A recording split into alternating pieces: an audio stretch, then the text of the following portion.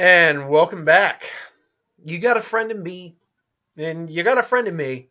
And when the road looks rough ahead and you're miles and miles from your nice warm bed, you just remember what your old pal said that Toy Story 4 is really good. Toy Story 4. I actually already did a review, but the phone that I was using for the review to do reviews with for the longest while finally kind of gave out on me. So I still have my new phone, which can record. I just don't have like a set timer on there to let it know how long it will go. I should be fine using it though, so it shouldn't be that big an issue.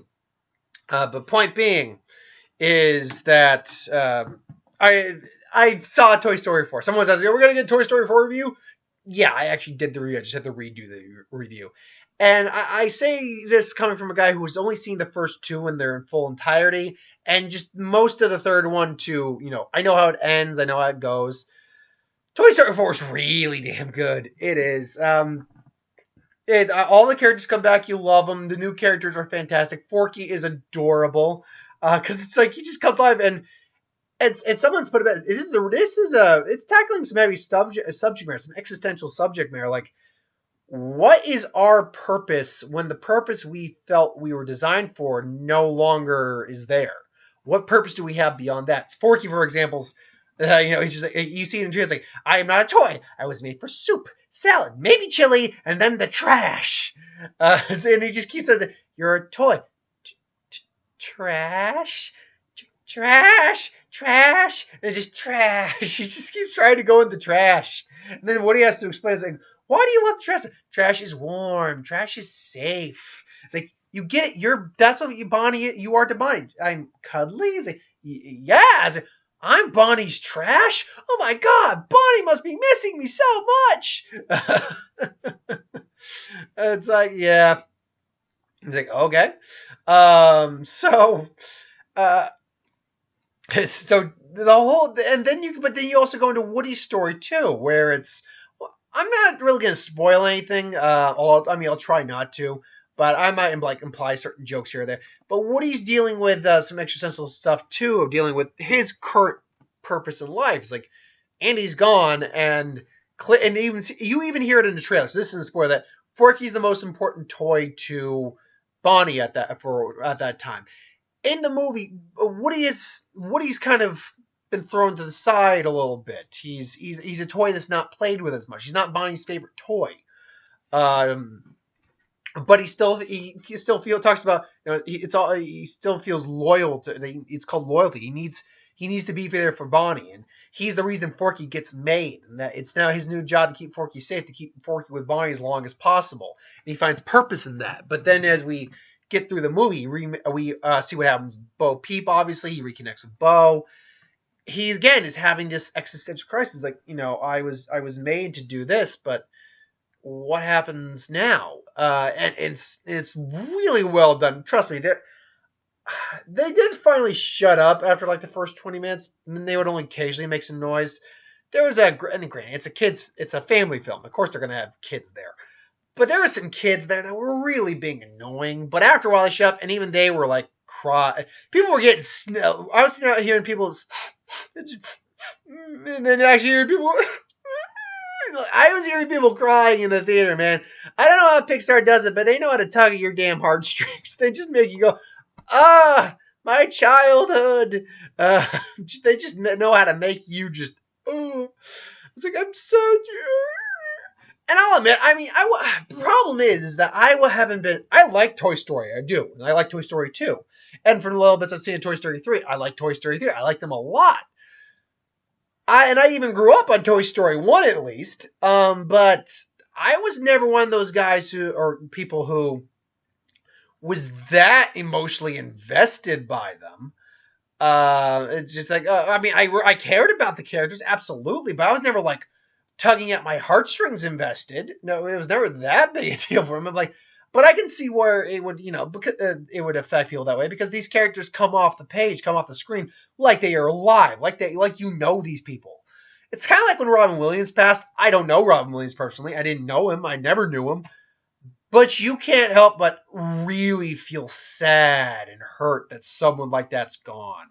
It's the same thing like in this movie. When bad things happen, you feel for these characters because you've grown to know them so much. They just feel alive. So and they handle that really well. And the villain, if you want to call it, I call it the antagonist. It's not a villain because Gabby, you see her in the trailer. She's Gabby, and she wants something from Woody throughout the film, and when you see why she wants it, you understand. And then what happens when she gets? And I will say that she does get what she wants from Woody. Is that it's not that she's villainous. It's just she's been alone for so long that she wants to do anything to be with a kid. And I'm not going to say what happens, but it's rough. It's emotionally rough because that's a gas. I would think that was a gas moment in the crowd. Like, and I even said they're like, oh, see, I wasn't going like, but I'm like, oh, that's cold. That's cold. And then she gets a true redemption at the end. And it's actually really beautiful. And you see this character finally get some sort of happiness with her. And it really makes you feel sympathy for this character who for the first half of her part in the movie is a villain. Is a villain.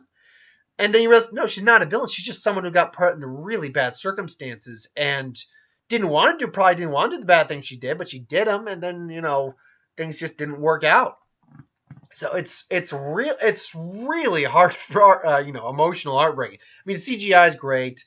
Everyone's hilarious. Forky, like I said, is hilarious. The unicorn keeps wanting to frame the dad for a crime and send him to jail. That's hilarious.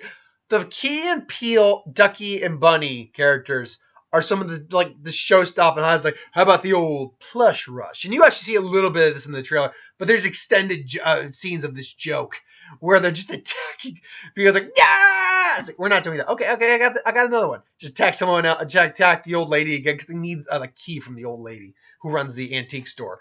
And then the final version of Plush Rush, I can't spoil that, but it's just so freaking. I'm just like, okay, and I'm laughing because I know where it's gonna lead, and the lead is still and the eventual destination to the joke is still hilarious. And everyone's just laughing their ass off the more just drawing out the joke. So yeah, I mean, Bo Peep is great.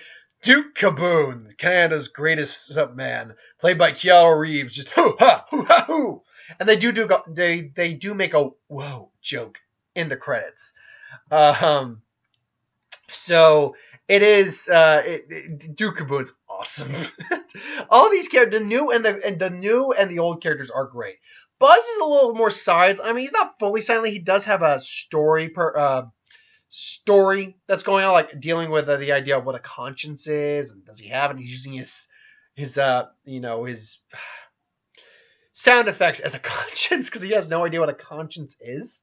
So what's it saying? The little voice in your head. So yeah, and there's a running joke with the RV because they rented an RV. The parents and the family did for going on vacation. There's a running joke that's a rental, and I'm not gonna spoil what the joke's going on with that is, but it's like a continuous run of jokes. So I'm not gonna just kidding. It is both a emotionally moving movie and a hilarious movie at the same time. The end too. The end, man, it tugs on your heartstrings. It's a heart tugger, definitely. Again, not going to spoil exactly what happens, but I believe there's a story of Tim Allen calling up Tom Hanks saying, "Hey, did you go and record your parts for Toy Story 4 yet?" And Tom Hanks, or record the last scene for Toy Story 4 yet? It's like, no, I haven't. And then Tim Allen just goes, "Oh man." And you know what? Look, he's completely right on that. I'm not gonna say what happens. I will say this though. I remember how Toy Story 3 ended, and it was a great resolution. This is probably a better resolution than Toy Story 3. I'll say that. Ultimately, though, this is one of the better movies this is easily one of the better movies of the year. Is it the best movie of the year? least, I mean, from my perspective, it's more compact than Avengers. It's definitely tugs at the heartstrings a lot. I mean, I think I'd probably like Avengers better, but I'm a bit more of a comic book guy than just a Pixar guy. The Pixar makes some great freaking films. Coco was in my top 10 last year. Or was it the year prior to that? No, that was the year prior to that. Coco was in my top 10 of that year. John Wick's another very solid option for me right now. Rocketman is definitely a solid option for me right now. I'm going to see Yesterday this week. Near the end of the week on Thursday. So yesterday's the one I'm seeing. I'm gonna try to see Child's Play tomorrow because people have asked me if we're gonna get a Child's Play review. I'm like, I want to see Child's Play. I want to see how that plays out, or how that Child's plays out. I mean, I'd have to make the list right now is looking weird because there's nothing that's been like a definitive best movie of the year hands down for me. There's definitely been some definitive worst movies of the year for me, but hasn't been a definitive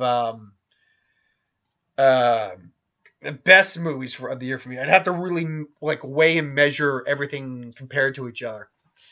But no, I could definitely say I recommend this. It'll probably have some really good legs. The family films always have really good legs. So we'll see how it plays out. I can remember a couple of the trailers I had. We had Angry Birds 2, and I'll admit, it's a different trailer for Angry Birds 2. I got a couple laughs out of this one. Like there's a scene in the trailer involving the little like baby birds. They gotta go rescue eggs, and there's a boa constrictor. Like, oh no, it's a boa constrictor, and you just hear the sound of fighting on this grassy island where the snake is, and all of a sudden they walk out, and it's that scene where they have like apparently they have the snakeskin boots and belts and hats, and they go, and then we hear the little bird go, well, that got dark. I'm like, okay, damn it, that was funny. It was at least chuckle funny. What was it? Arctic Dogs or something like that? Snow Dog? I can't remember exactly what it is. Basically, it's about an Arctic fox who wants to be like a race dog. Voiced by Jeremy Renner because that's a voice that lends so much. I love Jeremy Renner, but that's not a voice that really lends itself to identifying it as a unique voice for animation. Yeah,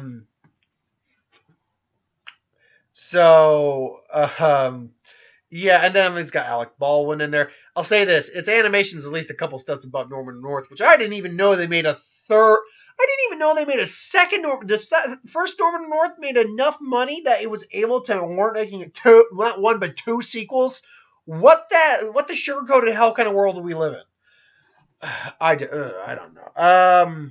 Surprisingly, we did not get Abominable. I was surprised by that. We got Racing in the Rain again, which I am so over. The talking dog is like got a human soul kind of movie. I'm so over that.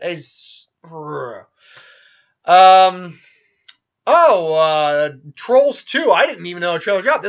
Very rarely do I get a trailer in the theater that I hadn't already seen online.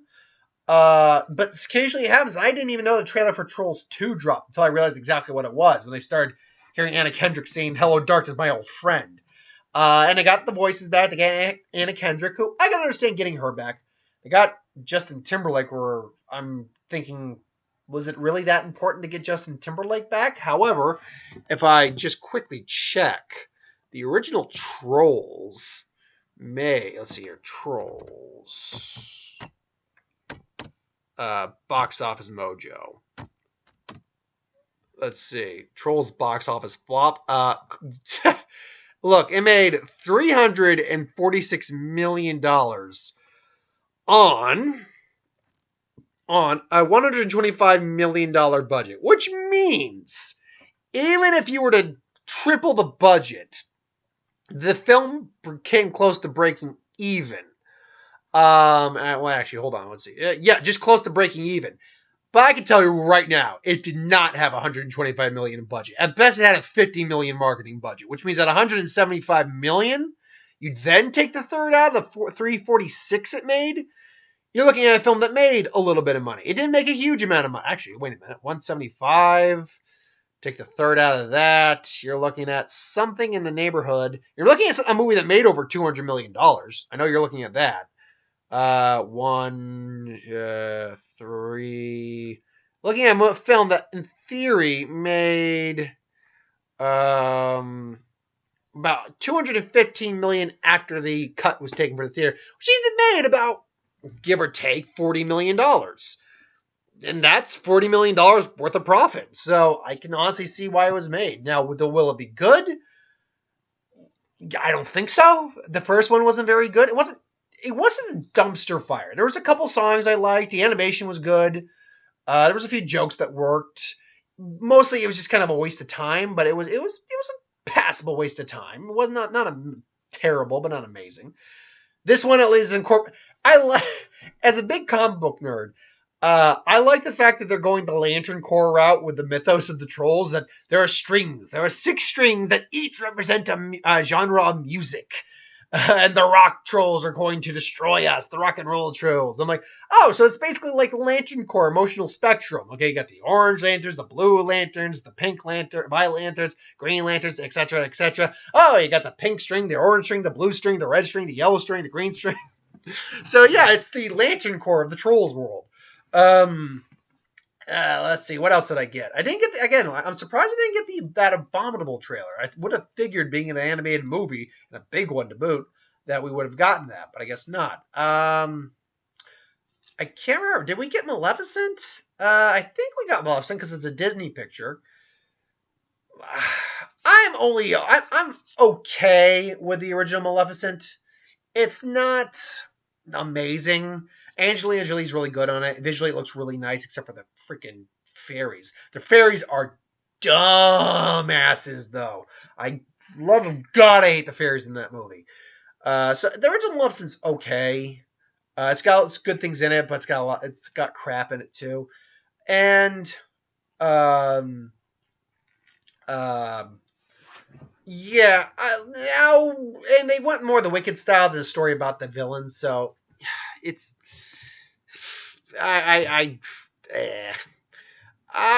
mean, who knows? Maybe they'll do something good with this. I don't think so. I mean, I think Angelina Jolie again will be pretty solid, but I don't think it's going to be anything amazing. Well, we can wait and see though. Maybe it'll end up being pretty decent. Who knows? Anyway, that's my thoughts on Toy Story 4. Thanks for watching. I hope you enjoyed. Like, comment, share, and subscribe. As always, if you want us to review something, put in the comments below. Let us know. We'll do a review of it at some point. And ideas for who would win, Star Wars, Super Magic, what if, anything to do on the channel, put that in the comments below as well. I'll get to that at some point. So hopefully, I got to get my car inspected tomorrow. I got to get looked at if there's something going on with it. But hopefully I'll get out to check Child's Play tomorrow.